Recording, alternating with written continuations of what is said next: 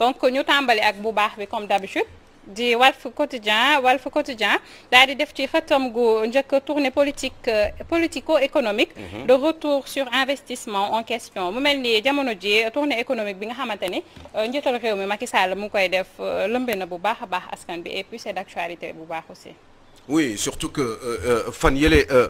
donc j'aime beaucoup le papier de je sais plus comment il s'appelle le garçon Thialis xaw ma lan Thialis Senghor très intéressant très intéressant. Je suis dans le même ordre d'idées que lui. Effectivement question bi ñuy posé ou la remarque qui pourrait être faite moom mooy est-ce que donc tournée bi Macky Sall di def nii dina am retour sur investissement maanaam liggéey bi mu def wala li mu dina alors comment le dire li mu ji ci comment le dire li mu ji ci suuf est-ce que dina récolter lu am solo moom le président Macky Sall eh ben on ne sait pas ce sont des questions justement yoo xam ne mënoo ci xam am une réponse exacte mais on remarque juste une chose moment bi mu ko def nga xam ne Sénégal fan yële xam ngeen ni am na lu fi jotoon a xew donc par rapport à l'histoire de Adji Sarr Sonko je parle mais en même temps je regarde ma fille qui est extrêmement belle bien habillée avec ses jolis colliers donc c'était une parenthèse donc du coup on se demande est-ce que parce que xam nga ne fan yële seulement dafa am lu bari lu fi jotoon a xew par rapport ak comment dire ak histoire Adji Sarr bi Sonko et cetera coow gi bari woon Sénégal dëkk bi gars yi kontaan nañu woon Macky Sall un petit peu trop isolé surtout pas du tout aidé par ses compatriotes ses collègues à lui ses collaborateurs kenn ñëpp làqatu dem toog jàpp seen ñàmbur et ben loolu passé na ça fait 1 mois et demi 2 mois on se rend bien compte que Macky Sall a envie de rebooster justement ses collaborateurs en tout cas ses partisans de Benno Bokk Yaakaar histoire que ñu xam ni déclenché nañu le process bi nga xam ne moom moo war a am par rapport aux élections justement donc locales prochaines le 22 ou 23 janvier prochain donc forcément gars yi dina leen gën a xaw a suqat tuuti ñu gën a am un petit peu retrouver le moral pour que éventuellement espérer am dara ci élection yi di ñëw nga xam ne élection en jeu la puisque forcément d'aucuns disent que ni dafa war a doon élection boo xam ne pour comment dire pour loolu nu ñu koy waxatee pour élection yoo xam ne la moom mooy pratiquement le premier tour des prochaines élections présidentielles de 2024 parce que mooy tax ñu xam exactement est-ce que ban côté justement le Sénégal yi xaw a féete est-ce que c'est du côté de l'opposition est-ce que c'est du côté du pouvoir par rapport justement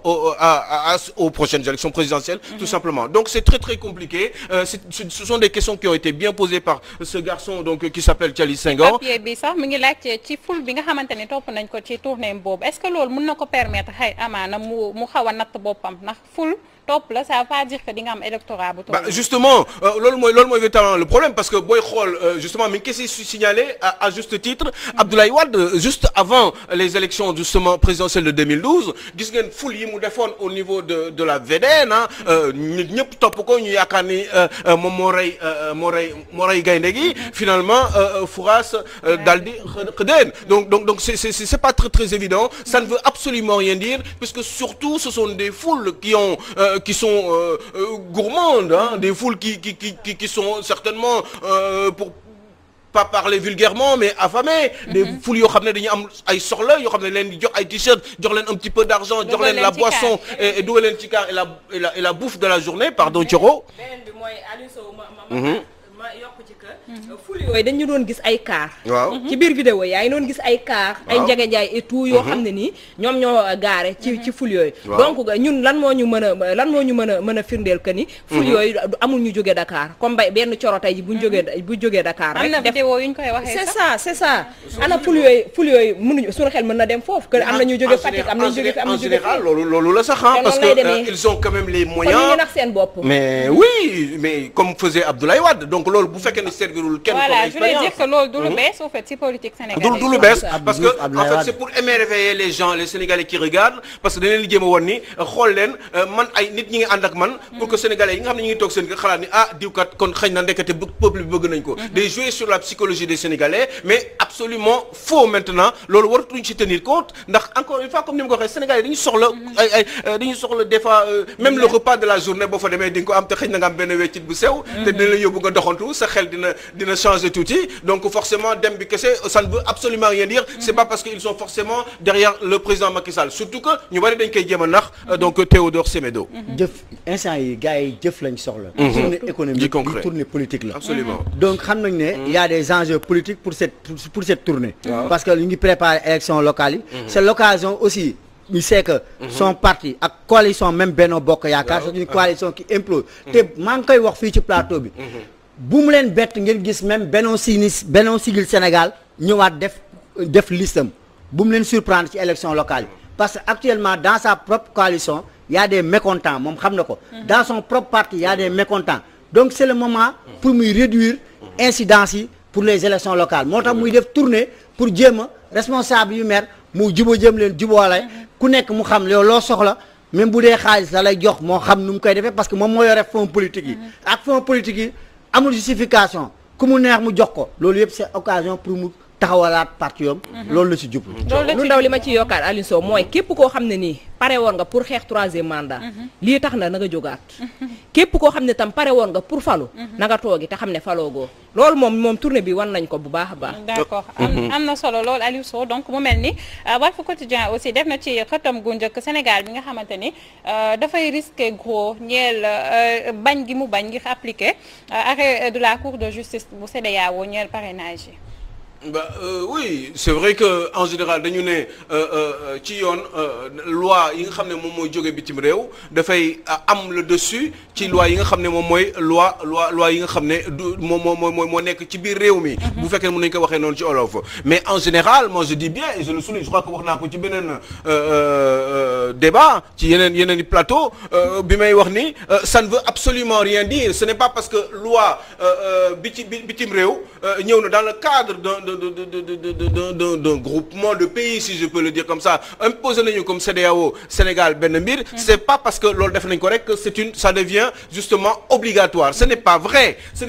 mais mënuma dugg ci détail pourquoi ce n'est pas vrai Ismaïla Madior Fall nee na CEDEAO dafa génn ci champ wam mais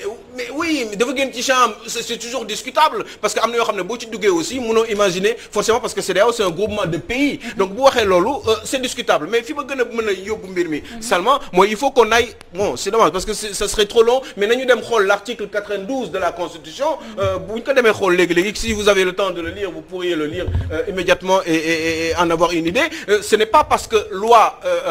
étrangère loi yi bitim réew wax nañu dara au Sénégal que ça devient obligatoire ce n'est pas vrai loolu du dëgg parce que am na ay conditions yoo xam ne moom la ñuy mën a arranger woo pour que mu mën a adapté wu à la loi du pays mais loi boobu aussi dafay bu fekkee ne loolu dañ ko bëgg a exiger ça voudrait dire que dëkk yi amatuñu souveraineté ça veut dire que CEDEAO moom mooy un état fédéral ou des états fédérés alors que loolu amul dëkk bu nekk ci biir groupement pays yooyu dëkk bu nekk da nga am sa autonomie da nga am sa souveraineté et que des fois mbir mun na la bañ a arranger nga seet comment négocier ça donc ce n'est pas forcément que la CEDEAO lépp lu mu wax Sénégal rek Sénégal daf ko war a def allez vous référer très rapidement